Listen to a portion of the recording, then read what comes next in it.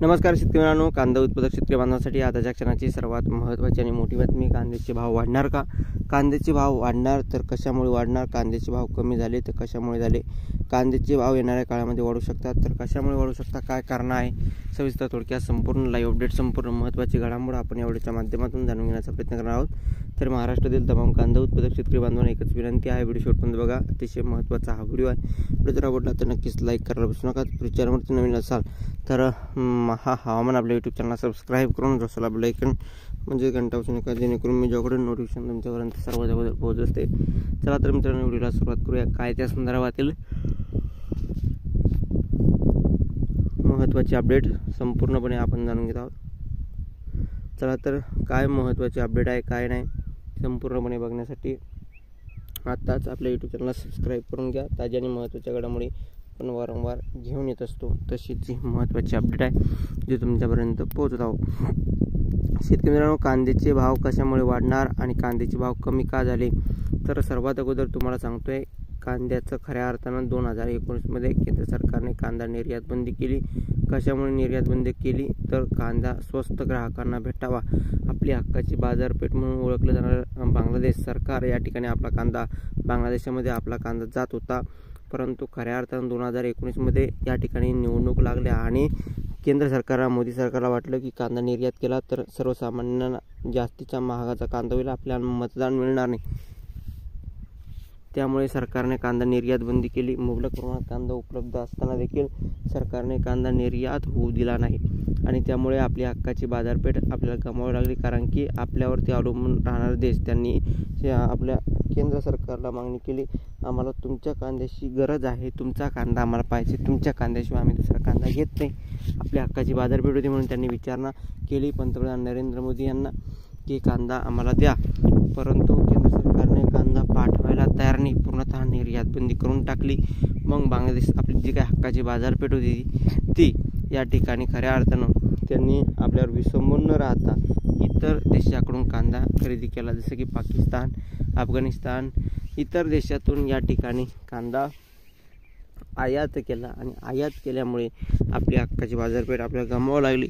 2019मध्ये केंद्र सरकारने या ठिकाणी कांदा भाव कमी का केले? तर त्यांना वाटलं की निवडणुकीच्या काळामध्ये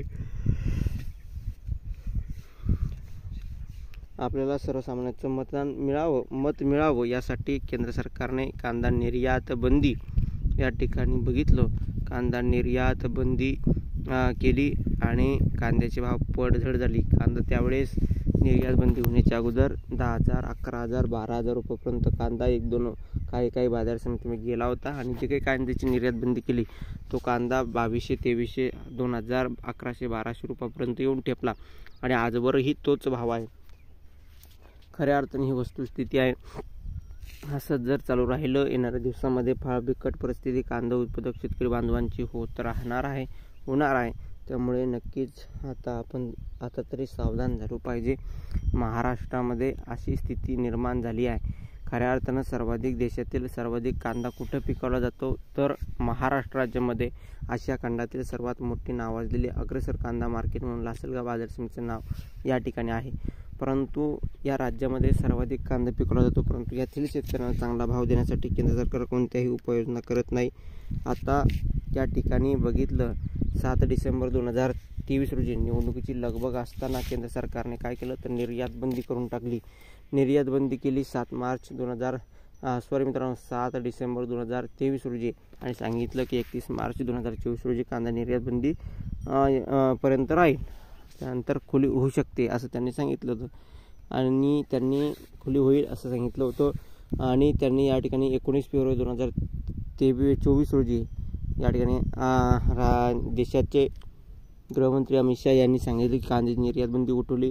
एक दिवस अशा बातम्या न्यूज लागल्या, परंतु वाणिज्य विभागाचे सचिव रोहित कुमार सिंग यांनी या ठिकाणी सांगितलं की कांद्याची निर्यात बंदी उठलेली नाही. पुन्हा एकदा कांद्याची निर्यात बंदी कायम राहिलेली होती. त्यानंतर दिनांक 31 मार्च 2024 रोजी कांदा निर्यात बंदी उठणार म्हणून शेतकरी या ठिकाणी आनंदात होते. 2 पैसे मिळतील, कांदा निर्यात होईल असं वाटलं, परंतु 31 मार्चच्या अगोदर सरकारने निर्णय घेतला की कांदा निर्यात बंदी कायम राहील पुढील आदेश येईपर्यंत. आता अजूनसुद्धा तो आदेश आलाच नाही. आता निर्यात बंदी खुली केली म्हणजे पूर्णतः खुली सरकारने केली नाही. $550 निर्यात शुल्क त्यावर लावलेलं आहे प्रतिटन आणि 40% निर्यात शुल्क लागू केलं आहे. त्यामुळे या ठिकाणी बघितलं निर्यात खुली करून शेतकऱ्यांचा व निर्यातदारांचा व्यापाऱ्यांचा काहीही फायदा नाही. आपल्या शेतकऱ्यांचा कांदा सुपर क्वालिटीचा असेल तर 12, 13, 14, 15 रुपयापर्यंत जातो आहे आणि सरकार टॅक्सच्या स्वरूपामधून किलो मागे शेतकऱ्याकडून, व्यापाऱ्याकडून, निर्यातदाराकडून जवळपास 18 रुपये घेत आहे. म्हणजे पिकवणाऱ्यापेक्षा हे सरकार जास्तीचं टॅक्स या ठिकाणी आपल्या कांद्याला लावतं आहे. त्यामुळे या ठिकाणी बघितलं तर खऱ्या अर्थानं त्यामुळे आपल्या कांद्याला परदेशामध्ये मागणी नाही आहे. मागणी कशामुळे नाही तर भाव वाढवून टॅक्सेस लावून त्या ठिकाणी कुठेतरी बघितलं तर कांदा कवडीमोल भावाने विकावा लागत आहे. खऱ्या अर्थानं ही स्थिती निर्माण होती आहे. त्यामुळे येणाऱ्या दिवसामध्ये फार बिकट परिस्थिती आहे. 2 पैसे शेतकऱ्यांना मिळण्याची कायम अपेक्षा असताना राहिलेली आहे. तरी देखील हे सरकार शेतकरी विरोधी निर्णय वारंवार घेत असतं आणि घेत राहिलेलं आहे.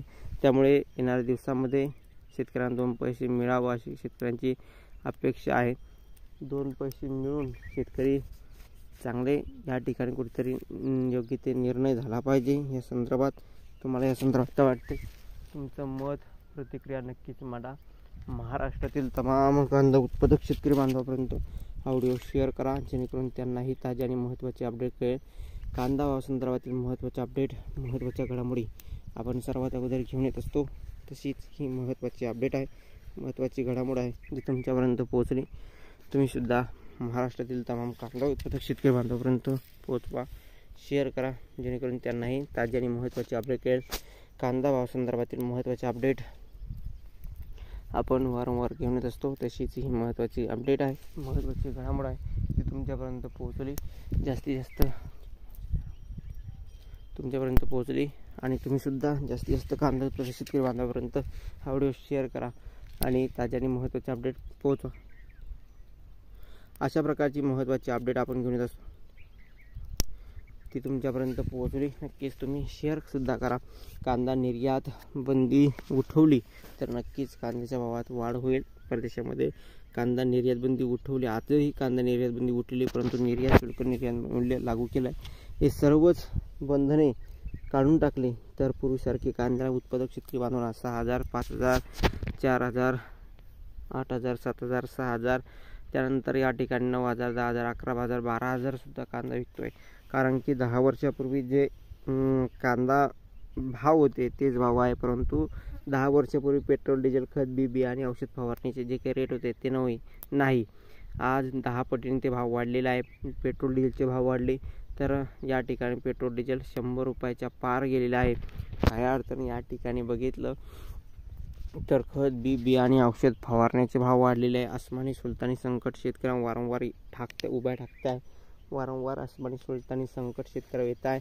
त्यामुळे खऱ्या अर्थानं शेतकऱ्यांना 2 पैसे मिळाले तर काय चुकीचं आहे. ज्या काही इतर कंपन्या आहे जसे की पेट्रोल, डिझेल, खत, बी बियाणे, औषध फवारणी, जसे की घरगुती वापरणारे जे काही पदार्थ जसे की तेल, खाण्याचे तेल असो किंवा या ठिकाणी बघितलं तर कोलगेट, मंजन, जे काही आपण वस्तू खरेदी करतो ते MRPच्या किमतीत खरेदी करावं लागत आहे आणि जी काही MRP आहे त्याच्या खाली आपल्याला ती वस्तू खरेदी करता येत नाही. कारण की त्यांनी जो माल बनवला त्यांना त्यांच्या मालाची किंमत ते स्वतः ठरवत आहे, परंतु शेतकरी असा आहे, शेतकऱ्याच्या मालाची किंमत स्वतः शेतकऱ्यांना ठरवण्याची या ठिकाणी मुभा नाही आहे. हे सरकार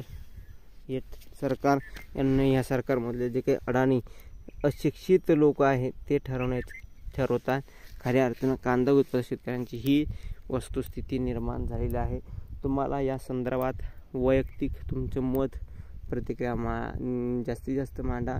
जास्तीत जास्त कांदा उत्पादक शेतकरी बांधवापर्यंत हा व्हिडिओ शेअर करा.